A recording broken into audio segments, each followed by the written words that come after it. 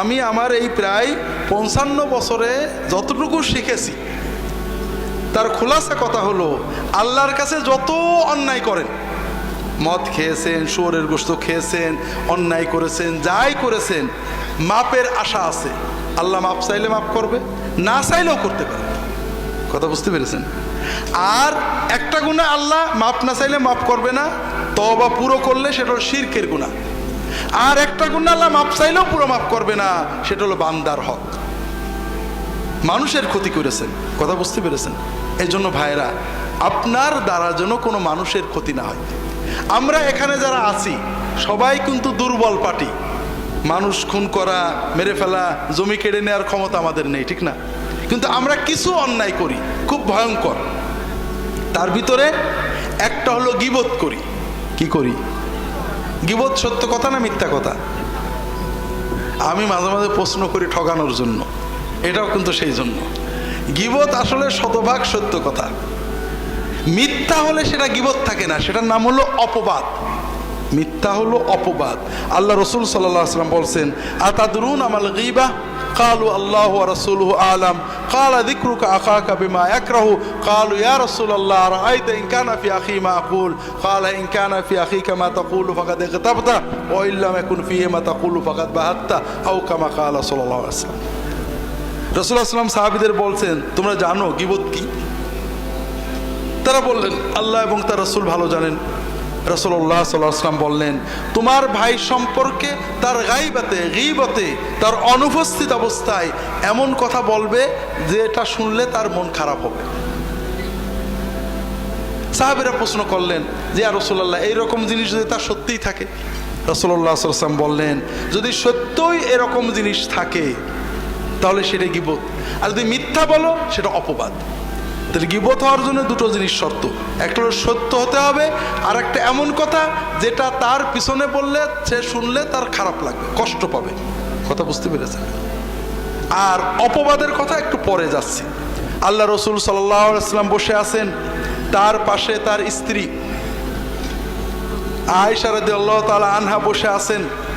এমন সময় আর এক স্ত্রী সফিয়া রাদিয়াল্লাহু তাআলা আনহা তার কাছে এসেছেন, কয়েকটা কথা বলে তিনি চলে গেছেন।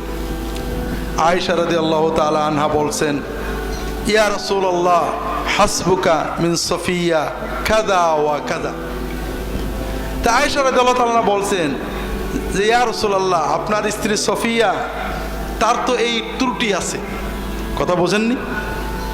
কথা বুঝতে পেরেছেন? আয়েশা সত্য বললেন না মিথ্যা বললেন? সত্য বললেন। সফিয়া চলে যাওয়ার পরে আয়েশা একটা সফিয়ার সত্য দোষের কথা বললেন যে আপনার স্ত্রী সফিয়ার এই দোষ আছে।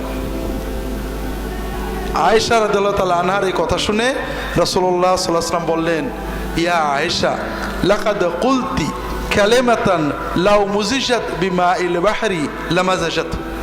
আয়েশা, তুমি এমন একটা কথা বললে, একটা বাক্য বললে, এই বাক্যের ভিতরে এত দুর্গন্ধ, এত ময়লা, এত নাপাকি, এত পাপ আছে যে সমুদ্রের পানিতে এটা ঠেলে দিলে, সমুদ্রের পানির ভিতরে এই বাক্যটা ফেলে দিলে পুরো সমুদ্রের পানি নাপাক হয়ে যাবে। তো ভাইরা, এইরকম কথা আমরা কি বলি না? বলি না? বছরে দু একটা। হাজারিন, 5 জন 2 জন মেয়ে এক জায়গায় হলে কথা বলেন, অমুকের বাড়ি দাওয়াতে গেছিলাম, এই দুল পরেছে, এই ফুল পরেছে, এই শাড়ি পরেছে, এই রান্না করেছে ইত্যাদি সমালোচনা করেন না? সওয়াব হচ্ছে না গুনাহ হচ্ছে? কত কঠিন গুনাহ যে কিয়ামতের দিন আপনার নেকিগুলো কেড়ে নিয়ে যাবে। আমরা 5 জন এক জায়গায় বসলে ইমাম সাহেব, মৌলানা সাহেব, মন্ত্রী সাহেব, অমুক সাহেব গীবত করি না?